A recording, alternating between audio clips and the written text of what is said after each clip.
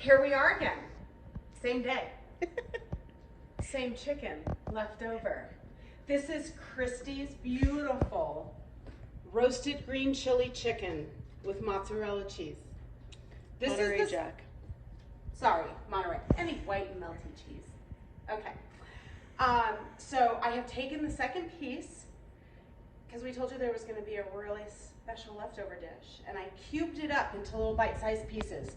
It doesn't matter if the cheese at this point starts tearing away. You can chop it, you know, a couple hours after it's been pulled out of the oven. Just make sure that it's not, you know, hot to the touch. This can even be refrigerated overnight, and you can cut it the next day as well. Frozen. Oh, you can freeze this too. This whole The whole breast chicken. and save it for next week to make this dish. Yes, ma'am. That's a possibility too. So now that I'm thinking about it, instead of doing 2 pieces, if there were a special on chicken breast and you had 6 or 8 pieces, you could do this, separate 2 into each baggie and have enough for through summertime. Yeah. Summertime. Now I have to bring myself back. So we're using the rest of the chicken for a special dish that I grew up eating that Mom calls Viva Chicken! And I call it Mexican chicken casserole. It's the same thing we figured out just yesterday. And you can play with this to your heart's desire, but we're just gonna do a very basic setup for this casserole. So, like I said, I've already diced this part of the chicken. These I cut into slices. I'm going the other way for the dice. So they're bite-sized pieces. We're gonna start, after I rinse my hands real quick. And so just a reminder, that is only 1 chicken breast, and this is gonna do the whole chicken enchilada. The way this recipe starts, and there's no substitute, so I can't help how unhealthy cream of any soup is, but it starts with a can of cream of chicken. You can use cream of celery, cream of mushroom, cream of anything. You can combine a couple cream soups together, but don't add water. This isn't per the can. This is just the actual creamed chicken inside this can. No water, no milk, no nothing. So there's that. We're gonna mix it with salsa. This is medium. You probably have mild, that's fine. If you don't want to even use salsa, you can just do chopped tomatoes. During you know, springtime when the vegetables are growing, you could do chopped tomatoes and some mild green chilies even. But this is super easy, right out of the jar, about the same amount. So I'm just gonna go right on top and say that's about the same amount as what we dumped out of this. I think these are 14-ounce cans. 10 ounce, 14 ounce. And then I mix it together.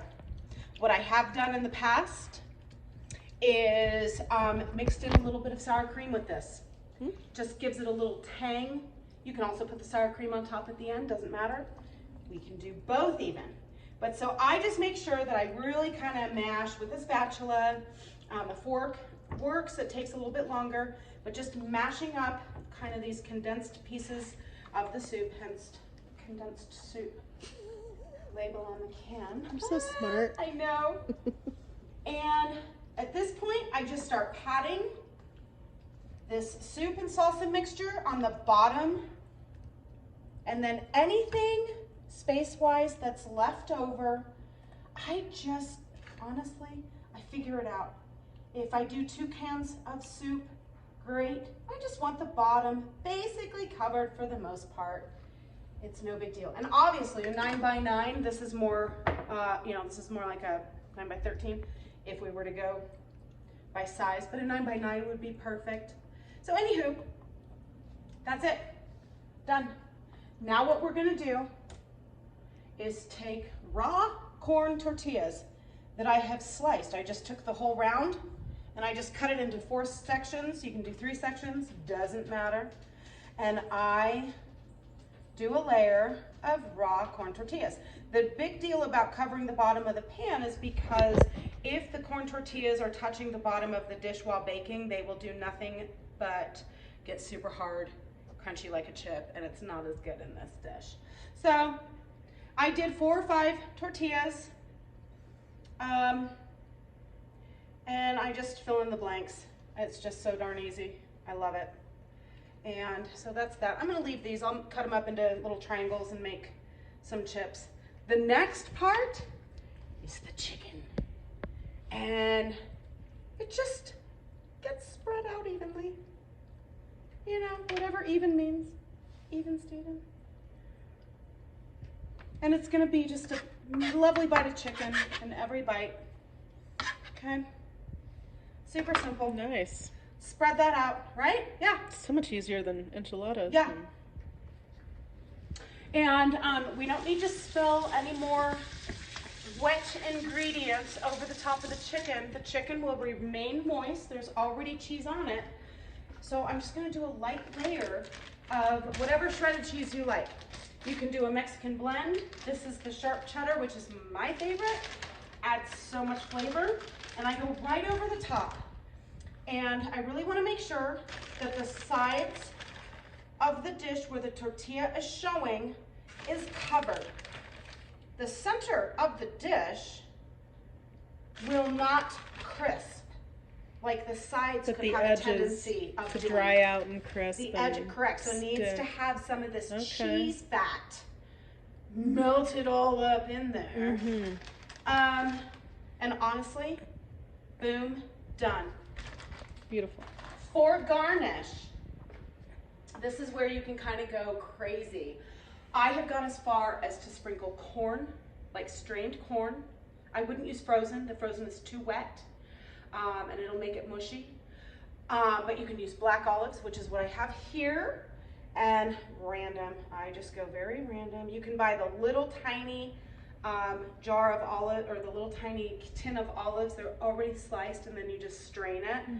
But you can put corn, you can put extra diced tomatoes.